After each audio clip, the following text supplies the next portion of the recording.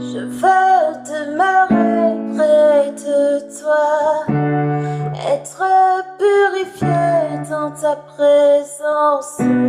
Je veux me prosterner à tes pieds, entendre ta voix et marcher avec toi. Hello, and welcome back to your favorite show, One Story, One Word. We are going to read Matthew 20 from verse 29 to verse 34. And as they departed from Jericho, a great multitude followed him. And behold, two blind men sitting by the wayside, when they heard that Jesus passed by, cried out, saying, Have mercy on us, O Lord, thou Son of David. And the multitude rebuked them, because they should hold their peace. But they cried the more, saying, Have mercy on us, O Lord, thou Son of David. And Jesus stood still, and called them, and said, What will ye that I should do unto you? They say unto him, Lord, that our eyes may be opened. So Jesus had compassion on them and touched their eyes, and immediately their eyes received sight, and they followed him. So I like this story because we have two blind men and they are among a crowd. But what is interesting is that, when there is a crowd somewhere and there is Jesus and there is a crowd. The crowd is also shouting.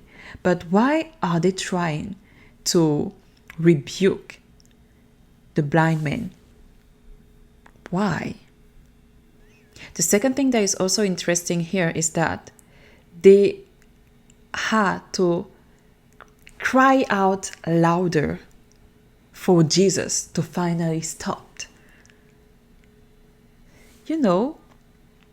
When you are facing a situation, you think that you deserve to be hurt by Jesus, and you are wondering, why am I not having results? Because sometimes you are listening to the people around you that are telling you, oh, you have prayed, you already prayed a lot. Stop praying. Why fasting? Why always trying to seek God? And secondly, because you don't want to persevere. Imagine if those two blind men did not persevere, so that Jesus was able to finally, as the passage said, stood still and called them. And what is also interesting in this passage is that Jesus is facing two blind men, okay? They are blind. Maybe we should try to read this passage without knowing that they are blind. So like the crowd, for example. Maybe we can try to read it as, okay, there were two men sitting by the wayside, and they heard that Jesus passed by and cried out, saying, Have mercy on us. Because we, knowing that they are blind, we directly think that they are going to ask for their eyes to be open. But we don't know how their family were at that time. If they have a wife, children, a father, sisters, mother, grandfather, we don't know. How, if they had money, if they had a work, they could have asked Jesus so many things. They could have asked Jesus for money. But they asked for their eyes to be open. And also Jesus was not like, okay, I see that they are blind. I'm just going to lay my hands on their eyes without asking them what I can do for them. Jesus is always asking you what he can do for you. It's not that, and when someone is blind, you can see that that person is blind. Most of the time, okay? Not all the time, but most of the time you know that they are blind because of the way that they are looking at you, or because of the color of their eyes. So it was evident that they were blind. But Jesus asked them, what I can do for you, assuming that whatsoever they were going to ask, he were going to give it to them. Maybe if it was their leg that was sick, he will heal them. He will heal their leg and not heal the eyes, because they did not ask for that. So when you ask things to Jesus, don't assume that he knows everything. Yes, he knows everything. But what do you want and what do you have faith for?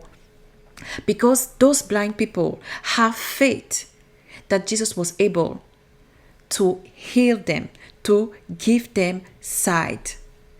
And that's what they asked for.